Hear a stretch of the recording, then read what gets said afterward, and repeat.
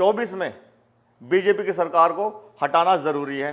लेकिन 2014 में हमने कांग्रेस को हटाया था, यानी कि कांग्रेस इसकी तरह काम कर रही थी जैसे आज बीजेपी ने किया, और बीजेपी के साथ हम सब एकजुट होकर महंगाई के खिलाफ, बेरोजगारी के खिलाफ सब ने चुनाव लड़ा और बीजेपी को जिताया था।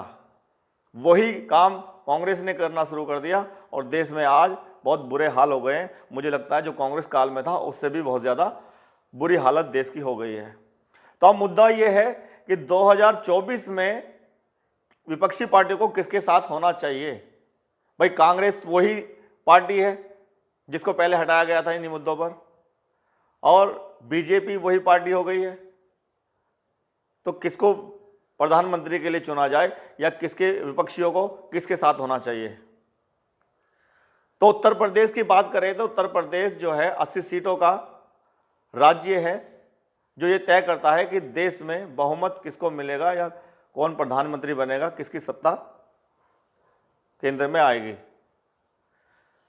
अगर मुख्यमंत्री उत्तर प्रदेश में जितने भी अब तक मुख्यमंत्री रहे, बहन जी 4 बार मुख्यमंत्री रही, मुलायम सिंह सपा पार्टी के 4 बार मुख्यमंत्री रहे, अगर कंपैरिजन दोनों में करें तो बहन जी का जो कार्यकाल रहा वो सर्व समाज के लिए बहुत ही उत्तम कार्यकाल रहा, और संविधान को मानकर, संविधान में आस्था रखकर कानूनी दायरे में काम करने वाली बहन जी ने बेरोजगारी को ख़त्म किया, सुरक्षा देश के लोगों को दी, राज्य के लोगों को दी, और महंगाई से निजात दिलाया।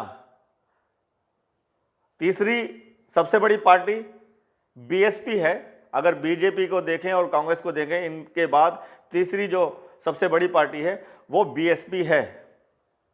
अभी कांग्रेस को देख लिया वो वही निकली, बीजेपी को देख लिया वो वही निकली जिससे हम छुटकारा पाना चाहते हैं।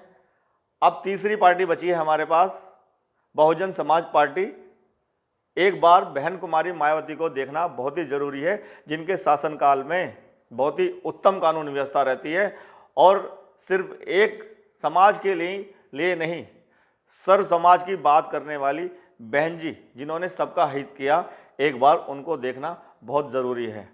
आज ओबीसी समाज, एससी समाज, एसटी समाज और सवर्ण समाज भी बहन जी के उन कार्यों को याद कर रहा है, और जितनी भी विपक्षी पार्टी हैं उनमें कुछ लोग बहन जी को ही प्रधानमंत्री के दावेदार मान रहे हैं और उनके साथ आने के लिए तैयार हैं।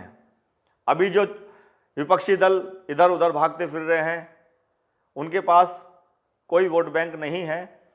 अपने क्षेत्र में थोड़ा बहुत वोट बैंक होगा, जैसे शरद पवार हो गए, उनका महाराष्ट्र में बुरा हाल हो रखा है, उनके पास थोड़ा वोट बैंक होगा। नीतीश के पास बिहार में वोट बैंक होगा, ममता के पास पश्चिम बंगाल में वोट बैंक होगा, लेकिन अखिलेश के पास यूपी में वोट बैंक होगा। लेकिन बहन कुमारी मायावती के पास 13 राज्यों में बहुत ही अच्छा जनाधार है, जो 2024 में प्रधानमंत्री बन सकती हैं। हम सबको, देशवासियों को मिलकर एक बार तीसरी पार्टी को, तीसरी राष्ट्रीय पार्टी को जरूर देखना चाहिए, क्योंकि जिनके कार्यकाल को हम देख चुके हैं उनको एक बार केंद्र में भी मौका देना चाहिए।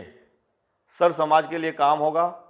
मेरी देशवासियों से यही अपील है कि बहन कुमारी मायावती का साथ दीजिए, 2024 में पूरी ताकत लगा दीजिए, और बहुत सारे ओबीसी समाज के लोग बहन जी के पक्ष में आना भी शुरू हो गए हैं।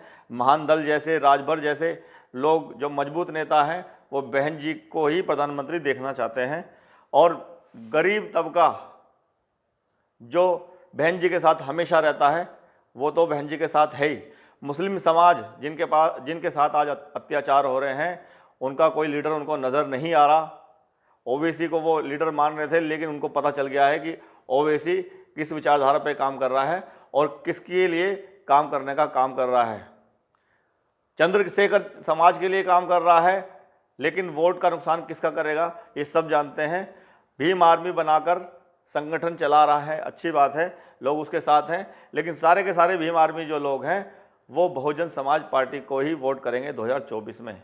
इसलिए देश की आवाज़ इस बार बहुजन समाज पार्टी है, बहन कुमारी मायावती। जय भीम, नमस्कार, आदाब, सत श्री अकाल।